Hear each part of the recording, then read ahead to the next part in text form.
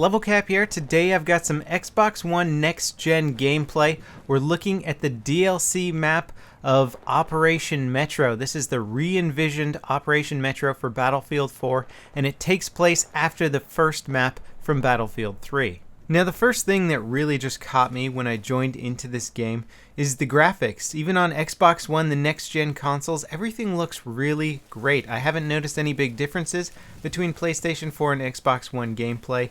And you'll see here the re-envisioned area of Metro outside. This is the rush part of the map, the first two MCOMs.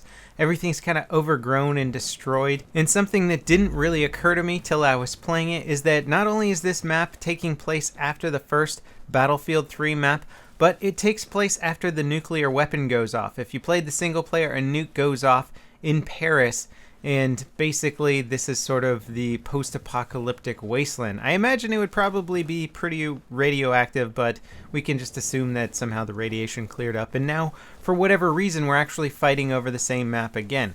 Honestly, I'm not really concerned with the story aspect of it. I'm more concerned with just how it plays out and how it looks visually. As you can see here, it just looks astounding. Now, like the other Second Assault DLC maps, the basic layout and the basic size of the map has remained unchanged. You can pretty much jump into a rush game mode of Metro and know what's going on the new map if you've played the old one. But the small changes, the little levolution effects, certain items have been replaced or changed. You'll see the rocks to my right are larger than they used to be. Just small things like that have been changed, and it really shows that the devs have played the heck out of these maps, and they knew what were some of the key issues with the original maps, and they went in and fixed them. Now, a very cool little aspect of this map is that you'll notice there's a lot of overgrown grass. Well, this grass burns, and it's dynamic burning. So wherever you start a fire in the middle of a patch of dried out grass, that fire will spread until that entire patch of grass is basically consumed by the flames, and the only thing remaining will be black charred land. And just look at the fire effects here. I was really impressed when I saw this for the first time.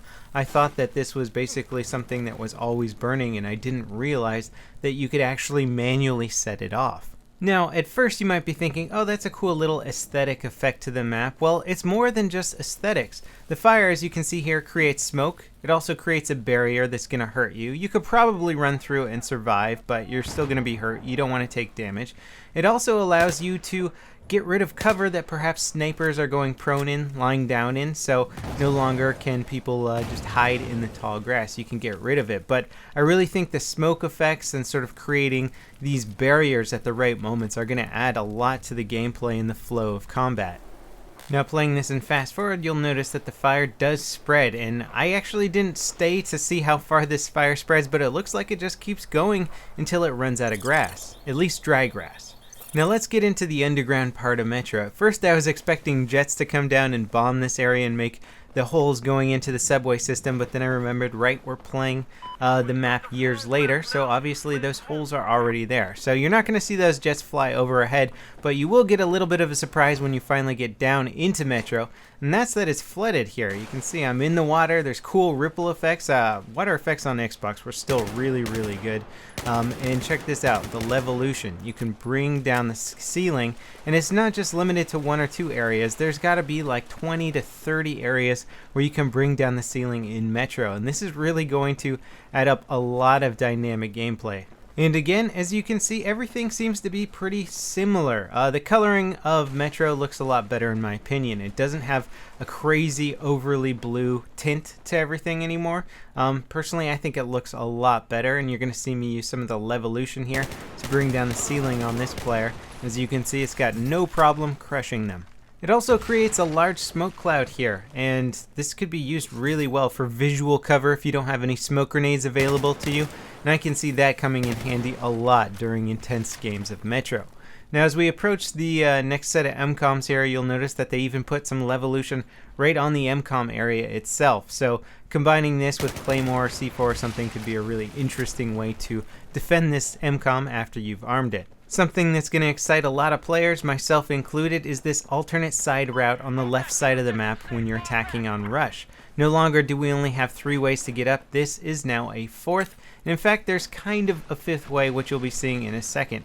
I thought you could blow up those gas tanks back there, but it doesn't look like it. You can, however, turn off the lights in this hall area, which will give you an extra way to try and defend it or assault it, depending on what kind of perks you have. Now, in the Conquest version of this map, they have blocked off the side passage. I'm not sure if this is just for Conquest Small, perhaps Conquest Large has opened up some of these extra passages, but we do have an alternate way up, and that is the elevator. So if you're playing on Rush, you technically have 5 ways up, which is a huge improvement over only 3 ways up.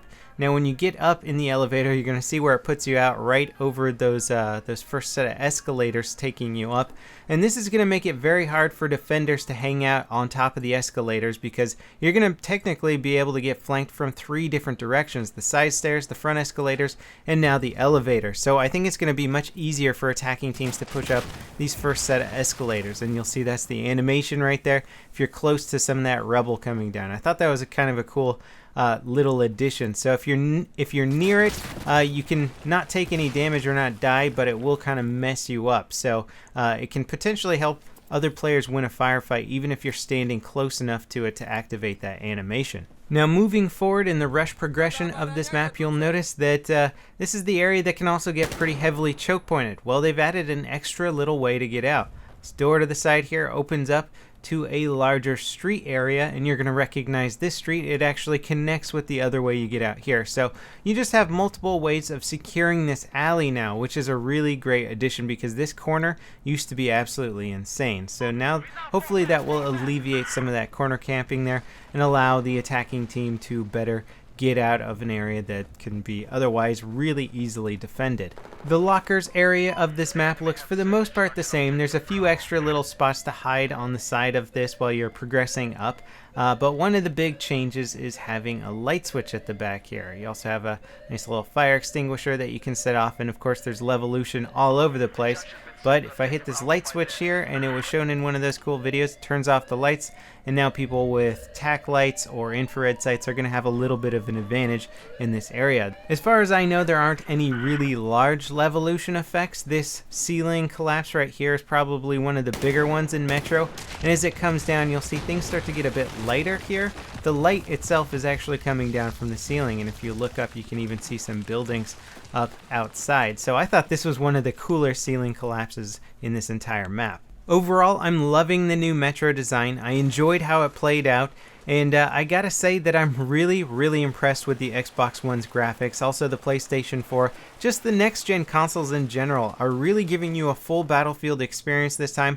I'm really excited to watch the community grow, the console community grow, and now that I've gotten a taste of the new DLC, I'm pretty excited for what's in store. Stay tuned to this channel, guys. I've got some footage coming up of the next maps from the DLC, and I'll see you guys next time. This is Level Cap.